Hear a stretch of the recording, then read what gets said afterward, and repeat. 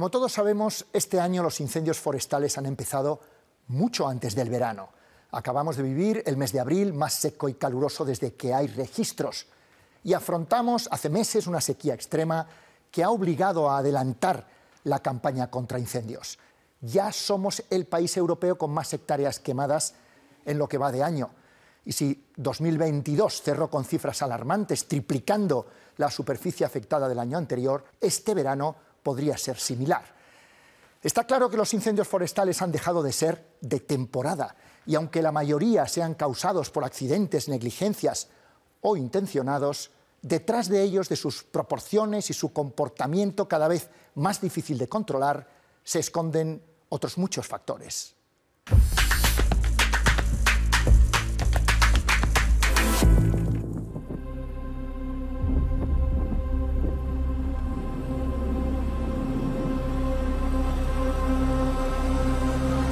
Yo salía de casa a las 6 de la tarde y justo cuando salía a sacar el rebaño a pastorear, sentí un trueno y después de caminar 200 metros ya vi una columna de humo.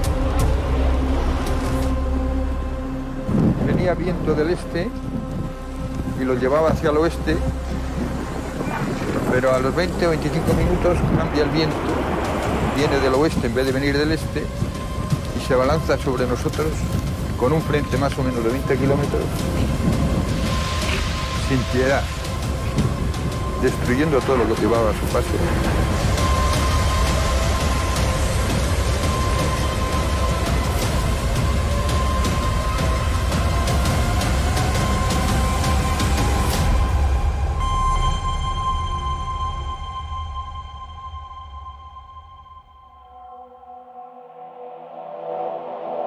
Los incendios son un fenómeno más dentro del cambio global que estamos generando los humanos. Un cambio global que es espectacular en cuanto al cambio atmosférico, en cuanto al cambio climático, en cuanto al cambio en las cubiertas, en los usos del suelo. Una de las manifestaciones más claras de que tenemos ante nosotros un cambio con el que tenemos que lidiar de la forma mucho más racional de lo que hemos hecho hasta ahora.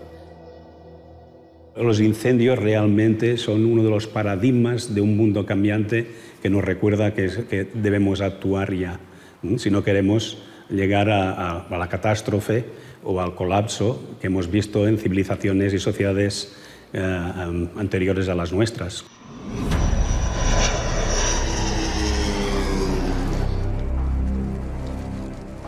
En un mundo globalizado, los incendios se extienden por todas partes. En América del Norte o Australia llevan tiempo ya enfrentándose a megaincendios, fuegos de grandes proporciones que arrasan a su paso rápidamente miles de hectáreas. Se anuncian como los incendios de sexta generación. Son independientes, rápidos, audaces y no encuentran límites.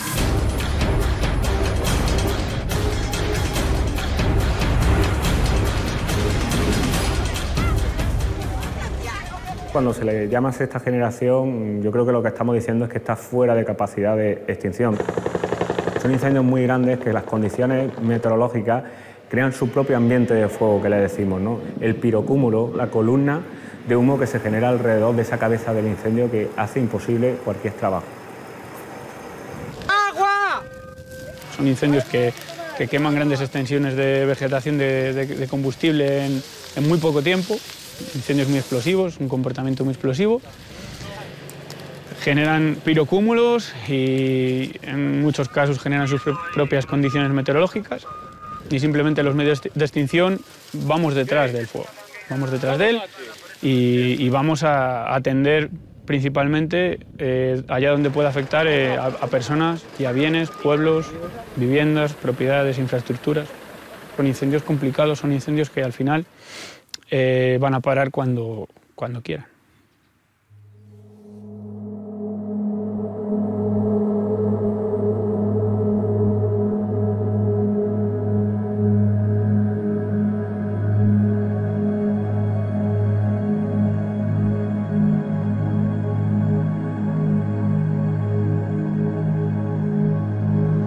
Para nosotros el fuego o sentir ese calor que se sintió esos días, ese aire que hacía, pues es algo muy duro, porque lo ves avanzar y ves que vas perdiendo todo por el camino.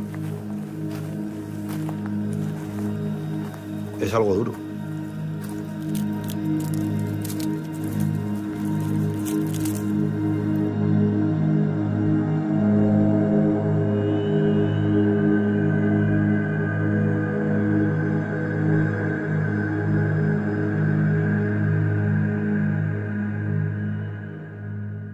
La campaña de incendios forestales del año 2022 ha sido la más intensa desde que existe la Unidad Militar de Emergencias.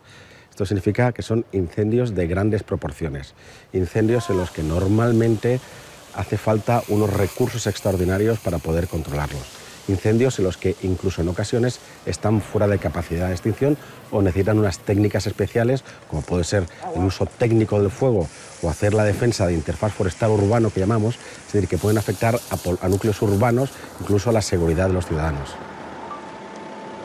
El verano del 2022 fue el peor en incendios forestales en España de los últimos 15 años. Un verano difícil de olvidar en algunos lugares de la península. Fechas especialmente aciagas para las tierras y gentes de muchos pueblos de Zamora. Entre el 15 de junio y el 31 de agosto, tan solo en esta provincia ardieron más de 60.000 hectáreas. Además, el fuego se llevó la vida de 4 personas. Casi 50 pueblos fueron desalojados. Como en una carrera de relevos, los fuegos avanzaban sin apenas pausa, a veces entre los pueblos vacíos. Incendios, en algunos casos fuera de control.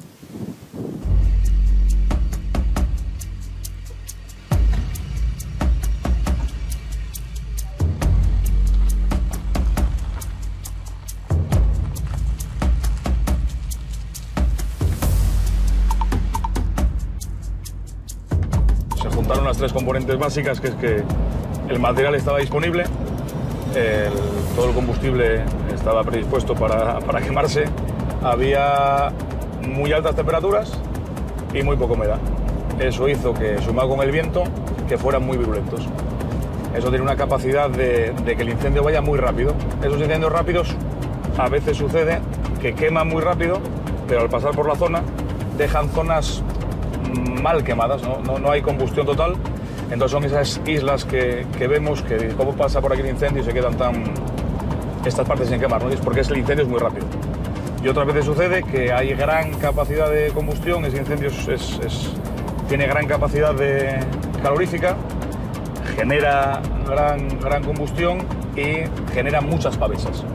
La columna convectiva sube, quema el combustible, y el viento hace que se transporte las pavesas pues a 500 metros, 1 kilómetro, que cruce de una parte a otra.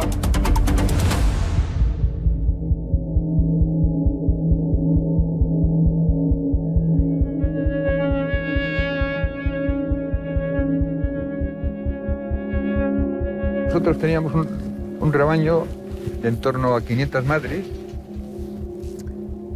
y de esas 500 madres, hoy hay unas 330, las demás unas quemó y otras se han muerto a posteriori, y todavía morirá alguna más, porque está muy afectada. Perdimos la estación, tuvimos abortos, pero a mayores de eso nos quitó todo aquello que teníamos nosotros programado para tener leche durante todo el año. Porque si no tenemos leche, no tenemos queso. Si no tenemos queso, no tenemos ventas. Si no tenemos ventas, pues no hay dinero, ¿no? Y la vida continúa y los gastos continúan también. Y en cuanto al pueblo, se vieron afectados algunos vecinos por inmuebles, pero el mayor desastre en cuanto al pueblo fue en que no quedó ni un centímetro por quemar. Quemaron miles y miles de encinas. O sea, ha sido un desastre.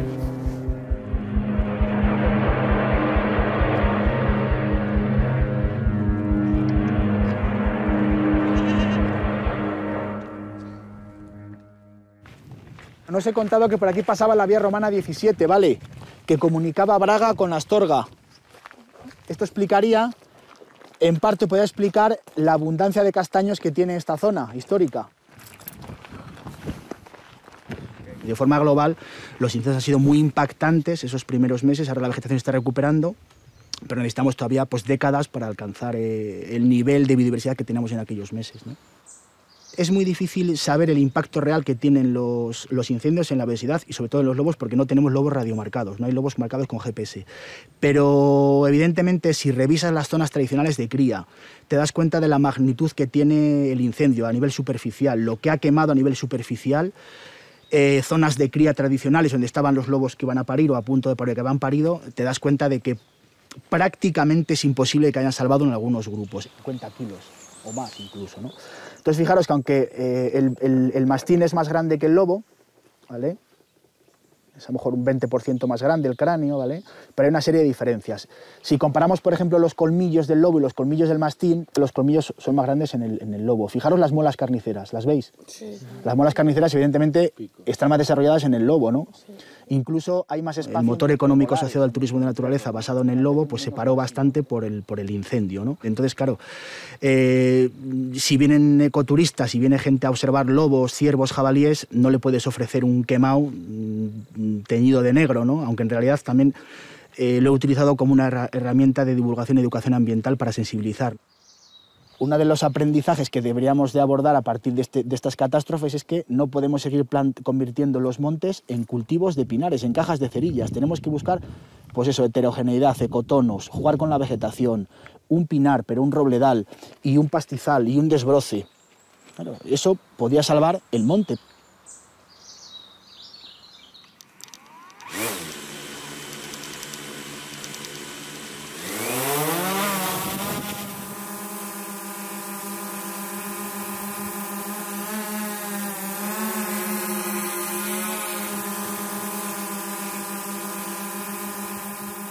Las nuevas tecnologías son vitales para luchar contra los incendios forestales. Nos dan mayor capacidad, sobre todo, de analizar cuál está siendo el comportamiento y la evolución del incendio y crear unos modelos de por dónde puede avanzar con mayor probabilidad.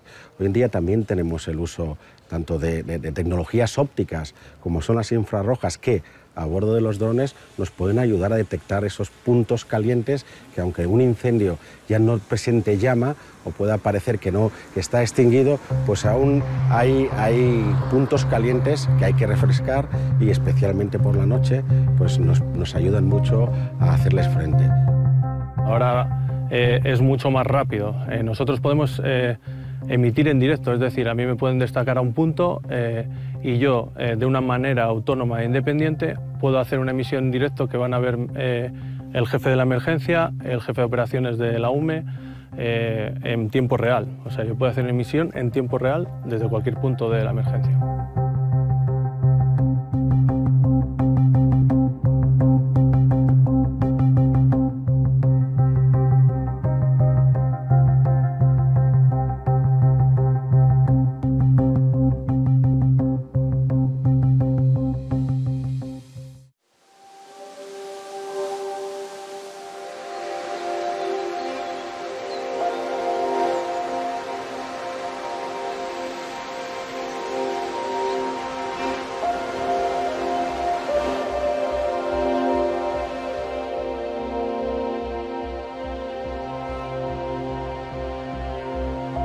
La superficie forestal en España ocupa un alto porcentaje, es la segunda en importancia en Europa en cuanto a superficie forestal en relación a la superficie del país y tiene una serie de condicionantes peculiares porque tenemos unas zonas en el norte con influencia más atlántica y unas zonas más influencia continental en el centro y en el sur influencia más mediterránea. Eso genera diferentes tipologías de ecosistema y en cualquier caso lo que sí que se está observando es que el abandono rural está aumentando esa superficie porque está habiendo muchas zonas agrícolas que se están transformando en zonas forestales y todo ello, todo ese conjunto de circunstancias está haciendo que aumente aproximadamente un 30% en los últimos años la superficie forestal en nuestro país.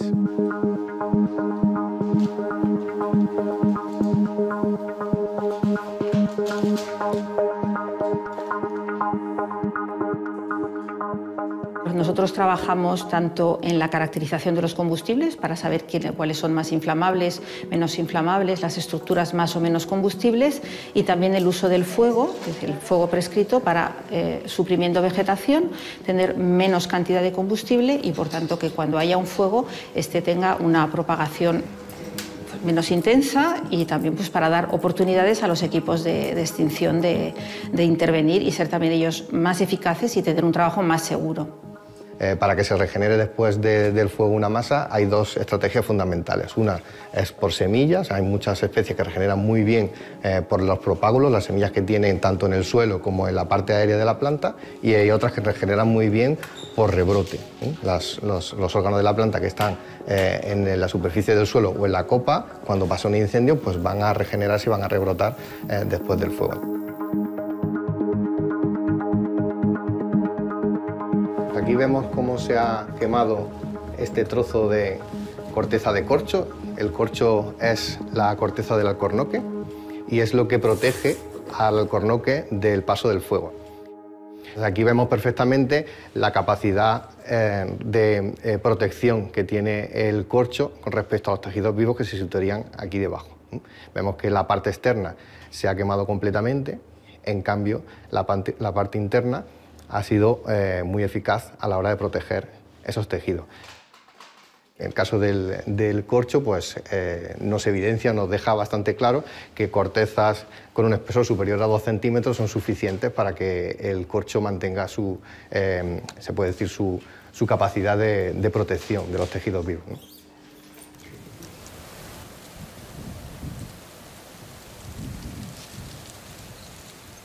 Este es un alcornoque que se salvó del incendio gracias a la capa de carchizo que tenía todavía, que no se había descorchado nunca. Esta zona se quemó, creo que del incendio, y está muy afectada. Se ven algunos que están quemados, que se han secado completamente y ya se han caído incluso. Otros que se salvaron como está también habiendo regeneración natural, que son más pequeños, que han salido solos. Pero de todas formas ha quedado toda esta zona un poco debilitada, ¿eh? Y claro, esto es lo que pasa, que como tarda tanto el proceso de la cosecha, que serían para un corcho bueno 30 años, es difícil de que esto se repueble otra vez hasta dentro de muchos años.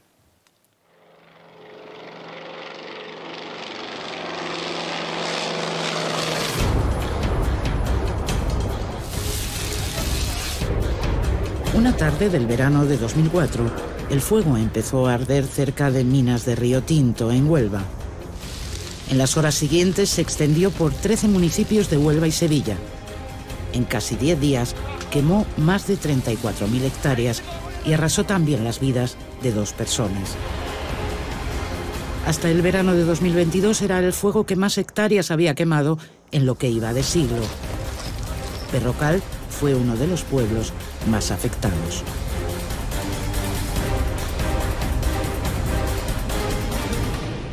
El pueblo se llevó 3 días evacuado y a su paso pues dejó este incendio unas 13.000 hectáreas de pino calcinadas, en torno a unas 6.000 hectáreas de alcornoques y encinas y otras 6.000 hectáreas de eucalipto.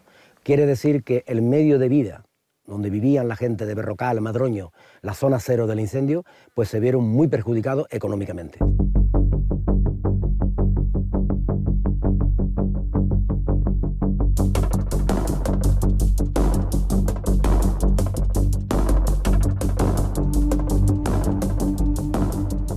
Berrocal tenía 2 economías, digamos. Tenía una economía de la vida laboral, del trabajo que se hacía, pero además tenía otra economía que era su corcho. Entonces, pues tenía pues para muchas cositas que se venían en la familia, pues un coche que había que comprar, un hijo que había que casar, muchas cosas que de ahí se cogían, de ese corcho. Evidentemente, cuando viene el fuego, se queda bueno, no sé en qué porcentaje, pero un porcentaje muy pequeño de lo que teníamos.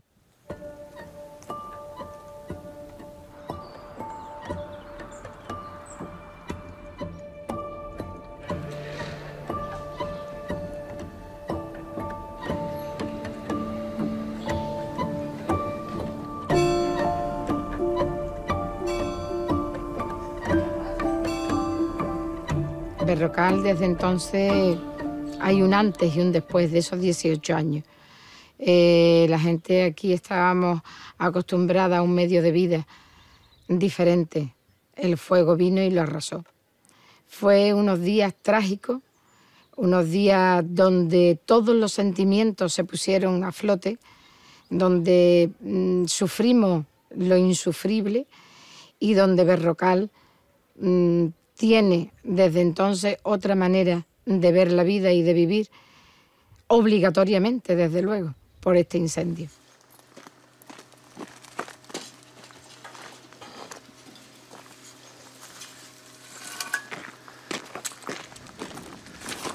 Cuando yo llegué aquí, se me cayeron los palos asombrados del todo. Y mi nieto, pobrecito, que tiene 3 años, llorando. Porque decía, abuelo, que aquí está la cochinita mía, aquí está porque era todo de toda la cochina y los chivos y las cabras, y todo era de él. Así que, pero vamos, llorando de verdad, y tiene 3 años. Esta era la finca de mi abuelo.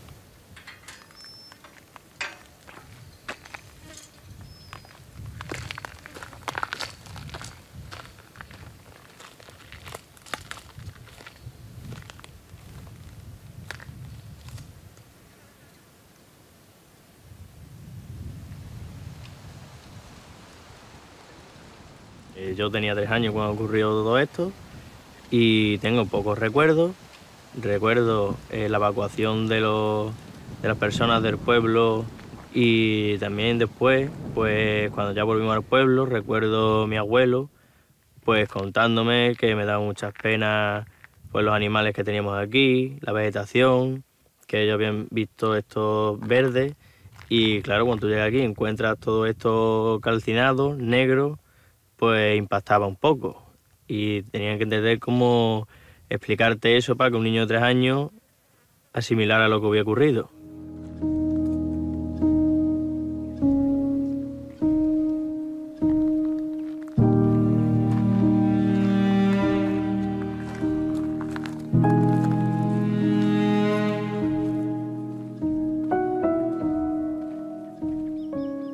Llegaron las ayudas, sí, llegaron las albarradas, llegaron unas nuevas plantaciones y demás.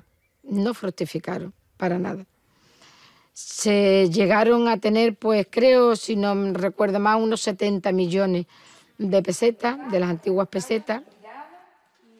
Mucho dinero, pero muy mal estructurado. No se llegó a tener.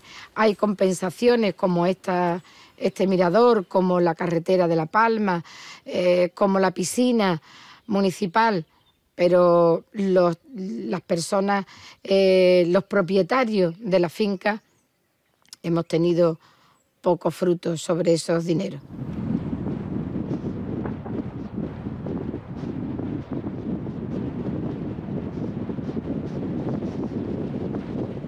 Había en algunos sitios alcornoque, había encina. Las jaras se recuperaron ya, bueno, había jaras que tenían hasta 2 y 3 metros de altura. Esto estaba cubierto completamente de jaras y de madroño. Mira, aquí puedes comprobar, ves, estos son pinos sembrados de hace 2 años, mira cómo están. Y aquí se van a hacer dentro de 10 años y un pinar. Ahora, el problema de los pinos, que o tú los gestionas bien gestionados o son carne de cañón de los incendios forestales.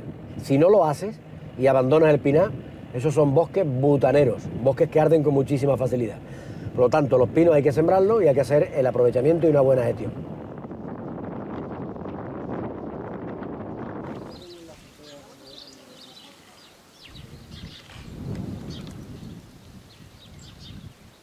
Cuando llegó, primero cogió por la parte norte del término, pero después se volvió y rodeó el pueblo. Entonces, al llegar aquí, estaba la última gran cosecha de corcho que ha habido, ¿no?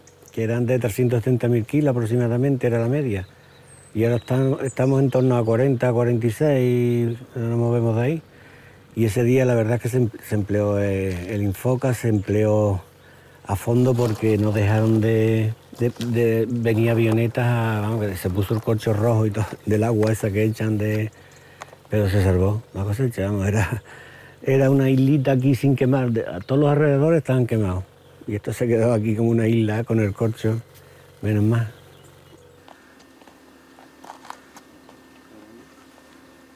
Ángel Luis Romero tiene 30 años. Es de los más jóvenes del pueblo. Había vuelto a Berrocal muy poco antes del incendio. De entre las cenizas del fuego, ha sacado, apoyado por su novia, un proyecto para concienciar a los escolares contra los incendios.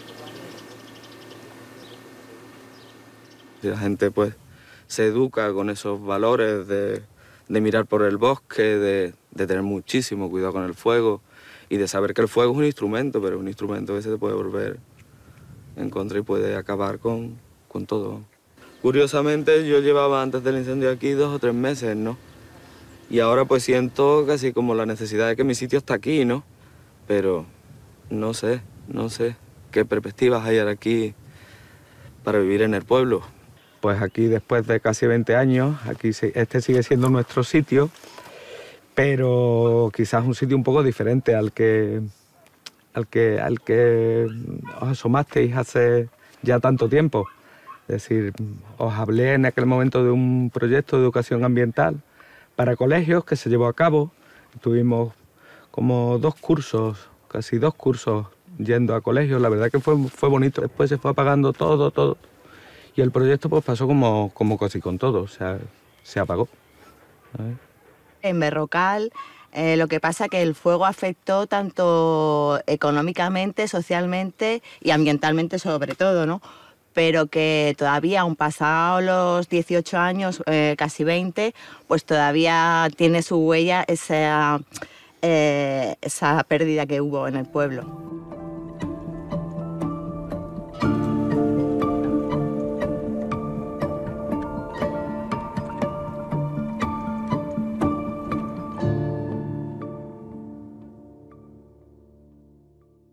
Ahora os voy a explicar cómo funciona nuestro simulador Visual Survey.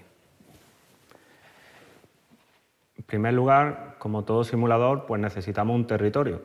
Aquí tenemos un territorio tipo, en este caso la Sierra de Córdoba. Nuestro simulador es un simulador de comportamiento del fuego. Ese simulador de comportamiento del fuego pues, nos da todos los parámetros relativos a la extinción, ¿no? Como longitud de llama, velocidad de propagación, similar a cualquier simulador de comportamiento del fuego que hay en el mercado, ¿no? El simulador es único, no conozco ningún otro que calcule las pérdidas económicas no solo de los recursos tangibles, como puede ser la madera y el piñón, sino que también incluye otros servicios ecosistémicos como puede ser la biodiversidad, la fijación de carbono, y eso nos permite pues, un punto más, ¿no? Estamos trabajando en 3 proyectos europeos en donde se nos pide eso, que seamos capaces de ponerle precio lo que puede costar un incendio en un territorio dado para que nos valga para la prevención. Muchas veces simulamos incendios que pueden pasar de forma preventiva. Vuelvo a resaltar esto, no significa que siempre estemos calculando lo que ha pasado, ¿no? El posfuego, sino que nos vale también como herramienta preventiva de anticiparnos al fuego y saber lo que puede pasar en un territorio.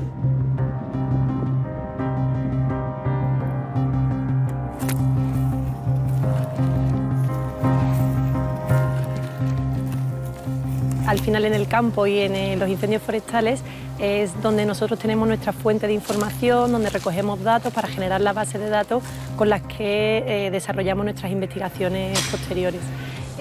La realidad es que los incendios forestales son medios muy complejos, son medios hostiles en los que recoger información es bastante complicado. Entonces, al final, tenemos que recurrir a otras alternativas, otras oportunidades que nos brinda el campo y otras actuaciones, como son las quemas prescritas, las quemas experimentales.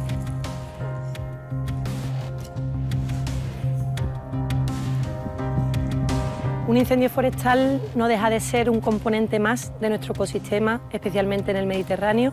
Es algo inherente al medio, es algo que siempre ha existido, existe y va a existir.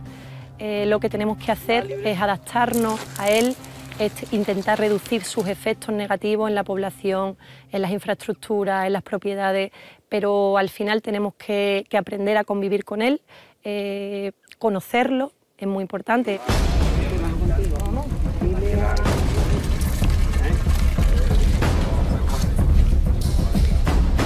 El pináster continúa durante toda la parte de ahí, pues se establecerá todas las comunicaciones y todo.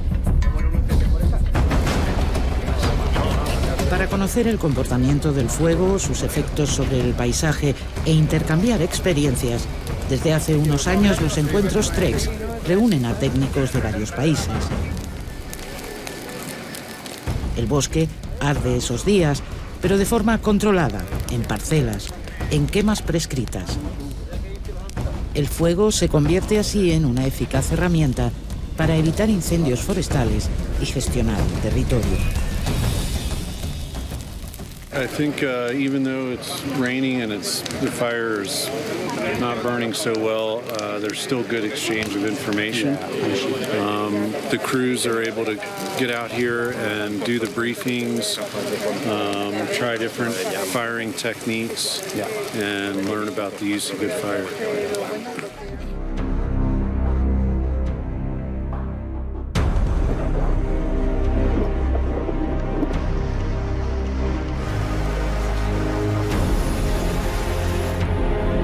Los grandes incendios no se pueden afrontar como hechos aislados. Son señal de muchos otros fenómenos, del calentamiento global, del cambio climático, del cambio en los usos del suelo. Los científicos llevan años estudiando el aumento de las temperaturas en lugares como el Ártico. Allí, por ejemplo, en Siberia, también se registran incendios, fuegos que no se apagan y a veces tan solo se intuyen. Estamos ante un fenómeno que realmente hay que considerar de forma importante. Los incendios, que no solo son los incendios en la península ibérica, que cada vez tenemos más presentes aquí, pero en todo el Mediterráneo, en las zonas mediterráneas del mundo, en Australia, pero incluso en zonas que no nos fijamos y en general la población humana no se fija, pero que tienen también una trascendencia enorme, como por ejemplo las zonas del Ártico, las que están por encima del círculo polar ártico, que nadie, por ejemplo en Siberia, deshabitadas, estamos viendo que hay incendios en los últimos años que son 6 y 7 veces más extensos en tiempo y en área quemada. Y básicamente son los fenómenos mismos que tenemos aquí, que son los que provocan este aumento de incendios catastróficos. O sea que es un cóctel que genera estos incendios como los que estamos viendo en el 2019, el 2020, en que se quemaron tan solo en esta zona 3 millones de hectáreas. Y 3 millones de hectáreas que representan 300 millones de toneladas de dióxido de carbono. Y por lo tanto una retroalimentación muy considerable en el calentamiento.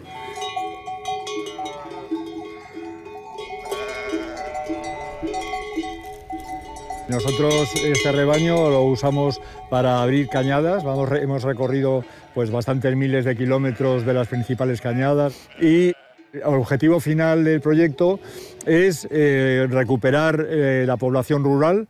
España ha perdido 10 millones de cabezas de ovejas desde principios de siglo y esos son 20.000 familias que han abandonado el campo.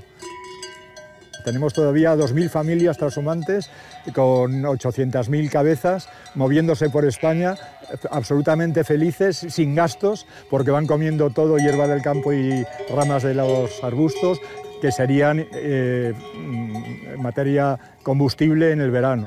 Controlando los incendios, entonces hay que invertir por lo menos tanto en prevención con rebaños como luego en apagar fuegos en verano, ¿no?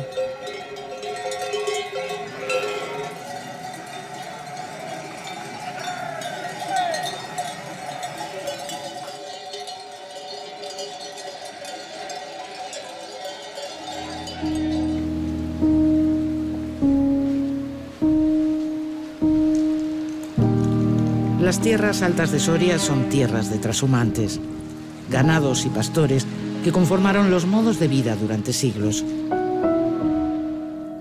Hoy apenas se pueden contar con los dedos de una mano. Ricardo Pérez es uno de ellos, 50 años ya bajando para Extremadura en los meses más fríos. ¿Y en todos esos años has vivido incendios en tierras altas? Incendios, pues toquemos madera, pero vamos, aquí en la zona de Soria no ha habido grandes incendios, no. Y de hecho las ovejas, sobre todo la oveja intensiva, es un animal fundamental para prevenir los incendios. Está mal la prevención de incendios hoy en día, porque antes de invierno, los incendios siempre se ha dicho que se apagan de invierno. Entonces antes de invierno, pues los pastores quemábamos ulagas, monte bajo y tal, y se dejaba hacer en los pueblos, se hacía los espinos, la hornija que se llamaba, pues se limpiaba, o sea, una palabra, que se limpiaba el monte.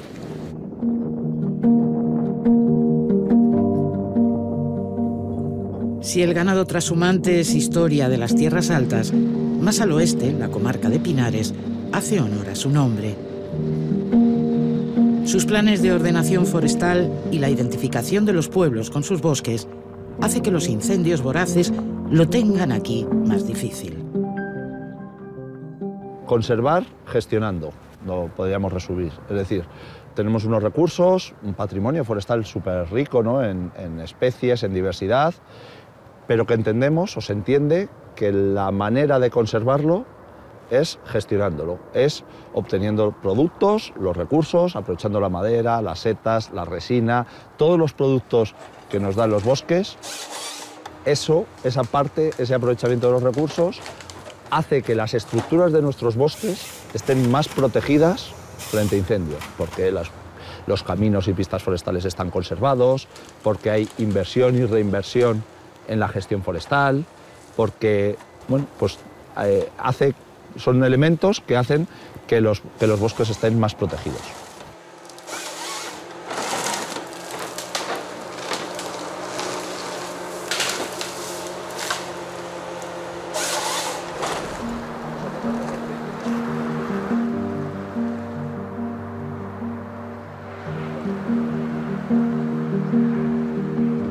Dentro de este caso del modelo de gestión de Soria y de sus recursos forestales, los pueblos son propietarios de una parte importante de la superficie forestal. En el caso, además, de algunas zonas de la provincia, por unos derechos históricos, parte del dinero de los aprovechamientos revierte en los vecinos. Esto ocurre en unos pocos pueblos, que no son todos, pero en esos pueblos se genera incluso un vínculo mucho mayor del vecino con su monte, porque hasta al final ingresa lo que se llama la suerte, ¿no? La suerte es el ingreso que le ha venido del monte público.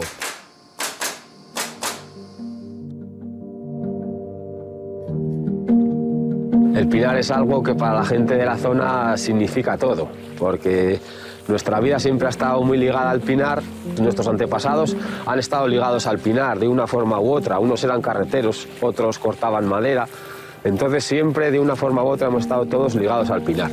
Y es una cosa que se cuida mucho porque lo sentimos como nuestro y lo vivimos como si fuera nuestro desde que hemos nacido.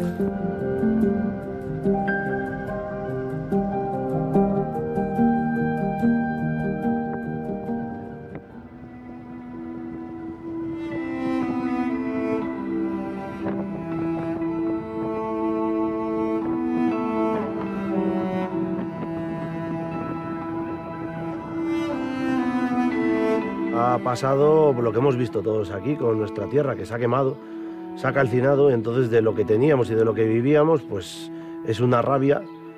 Y ya si estábamos olvidados anteriormente, pues con estos incendios pasados, lo que ha sido la puntilla y la estocada para perder todo de lo que teníamos y de lo que vivíamos y de lo que podíamos vivir en un futuro. Hay que cambiar las políticas forestales, meter más medios en el monte de vigilancia y de prevención y adaptarnos a una realidad que es el cambio climático, que es irrefutable, ¿no? Esto es la cosecha de una siembra de 40 años de olvido. Así de claro. El medio rural se quedó huérfano de vientres que pudieran parir para que siguiera habiendo vida. Hubo un éxodo masivo y nadie se volvió a acordar de que se estaba muriendo poco a poco.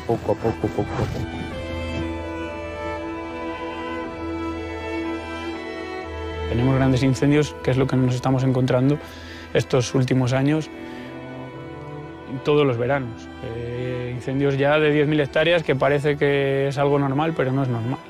No es normal.